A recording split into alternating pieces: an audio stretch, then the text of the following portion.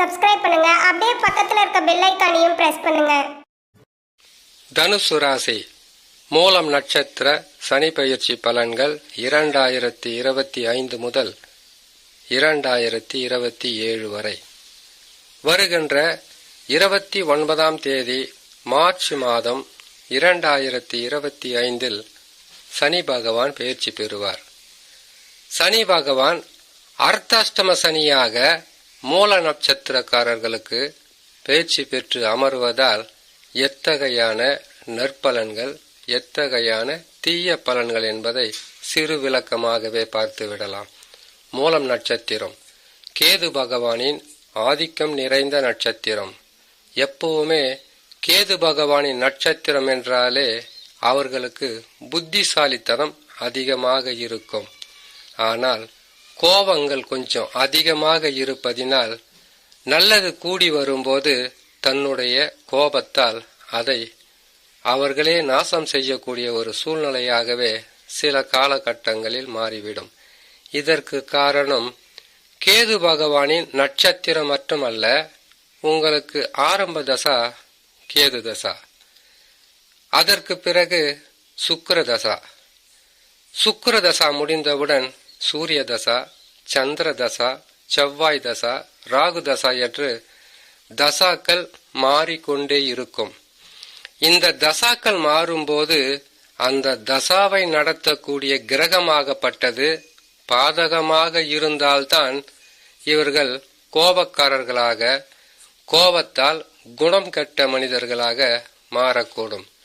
அந்த தசாவாகப்பட்டது இவர்களுக்கு மிகவும் வலிமையாக அமைந்துவிட்டால் கோபம் என்பது இவர்களுக்கு மிகப்பெரிய ஒரு ஆயுதமாகவே செயல்படும்.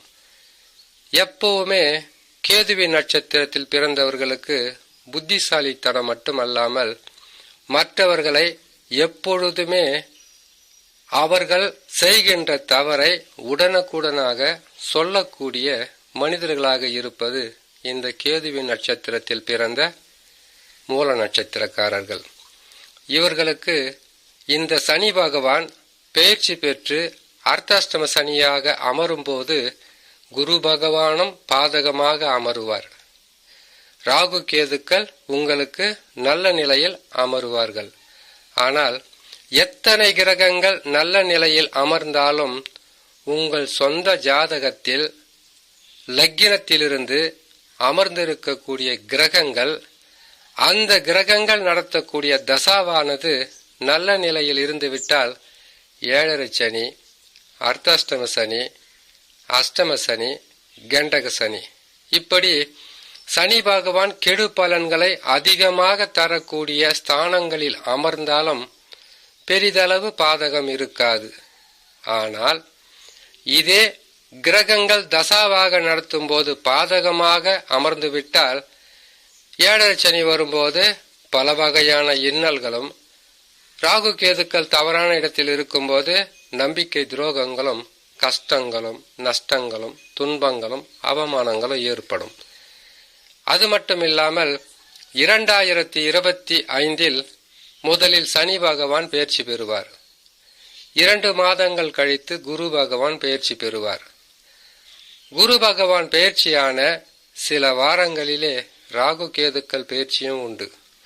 இந்த கிரகங்கள் தரக்கூடிய பலன்களை சமமாக பார்த்து சொன்னால்தான் பலன்கள் என்பது முற்றிலும் உங்களுக்கு உதவியாக இருக்கும். அர்த்தாஷ்டம சனி என்றால் என்ன? அஷ்டம சனியில் பாதி. அது மட்டும் இல்லாமல் அர்த்தாஷ்டம சனி என்பது உடல் நலத்தில் பாதிப்பு, குடும்பத்தில் பிரச்சனை, தாங்க முடியாத தொல்லை ஏற்பட்டிருக்கக்கூடிய மிகப்பெரிய ஒரு பாதகம். இப்படியெல்லாம் மாறி மாறி சொல்லிக்கொண்டே இருக்கலாம். உங்களுடைய ராசிநாதன் குரு பகவான் சனி பகவான் பயிற்சியான 2 மாதங்களில் பயிற்சி பெறுவார். உங்கள் ராசிக்கு 7ஆம் பாவத்தில் அமருவார். இப்பொழுது 6ஆம் பாவத்திலிருந்து உறவு சிக்கல், உறவுகளால் சிக்கல், நண்பர்களும் எதிரிகளாக மாறுவது, பொருளாதாரத்தில் பின்னடைவை சந்திப்பது, வீடு மாற்றம், இடமாற்றம், இருக்கின்ற தொழிலில் மாற்றங்களும், வருமானத்திற்காக பல ஊர்களில் சுற்றி பணத்தை சம்பாதிப்பது, சம்பாதித்த பணமும் உங்களுக்கு உங்களுடைய தேவைகளுக்கு குறைவாகவே கிடைப்பது, கடுமையான உழைப்பும் அலைச்சலும் மன உளைச்சலும் நம்பிக்கை துரோகங்களும் உறவுகளால் ஏற்படக்கூடிய பாதகங்களும் மாறி மாறி நடந்து கொண்டிருந்ததுக்கு காரணம் குரு பகவான். 6ஆம் இடத்திலிருந்து மிகப்பெரிய ஒரு ருண ரோக சத்ருஸ்தானத்தை பலமாக கொடுத்து சிக்கல்களை கொடுத்து வந்தார். ஆனால் அர்த்தஸ்தம சனி என்பது சனி பகவான் 4ஆம் இடத்திலிருந்து சுகஸ்தானத்தை பாதிப்பது. சுகஸ்தானம் எப்படி பாதிக்கும்? சுகஸ்தானம் பாதிக்க வேண்டுமென்றால் உங்களுடைய தசா முழுமையாக கெடு பலன்களை தருகின்ற கெட்ட இடங்களில் அமர்ந்த கிரகங்களாக இருந்த தசாவாக நடத்தினால்தான் முழுமையான பாதக பலன்களை அள்ளி கொடுக்கும். குரு பகவான் பெயர்ச்சி ஆவதற்கு 2 மாதங்களுக்கு முன்பதாகவே சனி பகவான் பெயர்ச்சி ஆவதினால் உடனுக்குடனான நற்பலன்கள் என்பது அவ்வளவு எளிதில் கிடைத்து விடாது.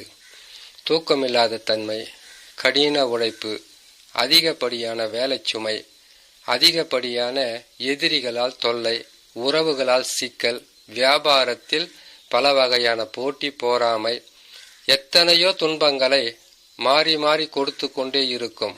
ஆனால் குரு பகவான் பெயர்ச்சியானவுடன் சனி பகவானின் எத்தனை கெடு பலன்கள் இருந்தாலும் அத்தனையும் குரு பகவானின் பார்வையால் கட்டுப்படும். உங்களுக்கு தொந்தரவுகளும் கஷ்டங்களும் துன்பங்கள் என்பது இருக்காது. ஆனால் குரு பகவான் 7ஆம் இடத்திற்கு செல்லும் வரையில் தனுசு ராசி மூல நட்சத்திரக்காரர்கள் சிறிது பொறுமையாகவும் நிதானமாகவும் இருந்தால் பாதகம் இருக்காது.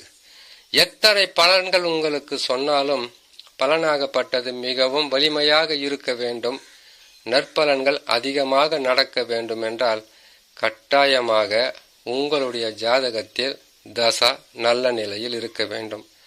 குரு பகவான் பெயர்ச்சி பெற்று 1 மாதத்தில் ராகு கேது பெயர்ச்சி பெறுவார்கள். ராகு கேது பெயர்ச்சி என்பது உங்களுக்கு ராகு பகவான் 3ஆம் இடத்திற்கு வருவார், கேது பகவான் உங்களுக்கு 9ஆம் ராசியில் அமருவார். அப்படி அமரும்போது சனி பகவானால் பெரிதளவு பாதகத்தை உங்களுக்கு செய்துவிட முடியாது. 3 கிரகங்களும் உங்களுக்கு சாதகமாக அமரும்போது, ஒரு கிரகமாக இருந்தாலும் சனி பகவான் நன்மைகளை தடுப்பார், கஷ்டங்களை அதிகரிப்பார், உங்களுக்கு செய்யும் தொழிலில் பிரச்சனைகளை கொடுப்பார். இதையும் மீறி குரு பகவான், ராகு கேது 3 கிரகங்களும் உங்களை காப்பாற்றி நல்வழி உங்களுக்கு வழி நடத்தும். ஆனால் சனி பெயர்ச்சி பெற்றதும் சனி பகவான் பெயர்ச்சி பெறுவதற்கு 6 மாதங்களுக்கு முன்பதாகவே கடுமையான கோபங்களை உங்கள் மீது கொடுப்பார்.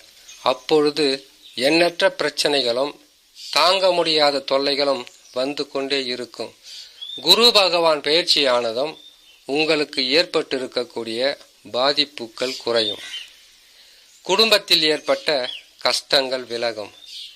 பிரிந்த தம்பதிகள் ஒன்று சேரலாம். இதனால் வரையில் கடனாளிகளாகவோ நோயாளிகளாகவோ செயல்பட முடியாத மனிதர்களாகவோ மூல நட்சத்திரக்காரர்கள் இருந்திருந்தால் சனி பகவான் பெயர்ச்சி என்பது பாதகத்தை அதிகமாக தந்தாலும், குரு ராகு கேதுக்கள் பெயர்ச்சி என்பது உங்களுக்கு இழந்தவை, நீங்கள் விட்டு பிரிந்தவர்கள், உங்களை விட்டு பிரிந்தவர்கள், உங்கள் குடும்பத்தில் ஏற்பட்டிருந்த பல வகையான சிக்கல்கள், குடும்பத்தில் ஏற்பட்டிருந்த பிரிவினைகள், செய்யும் தொழிலில் ஏற்பட்டிருந்த தடைகள், தாமதங்கள், எதிர்ப்புகள் அனைத்தும் விலகும். வாழ்க்கையில் முன்னேற்ற பாதைக்கு கொண்டு செல்லும். சனி பகவானுக்கென்று தனியாக நீங்கள் பரிகாரம் செய்வதற்குண்டான வழி இருக்கும்.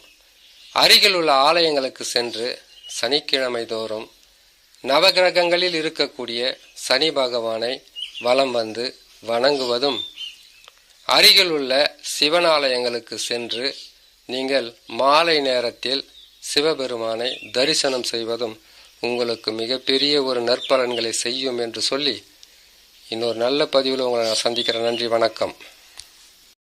மேலும் தகவலுக்கு எங்க சேனலை மறக்காம சப்ஸ்கிரைப் பண்ணுங்க. நன்றி.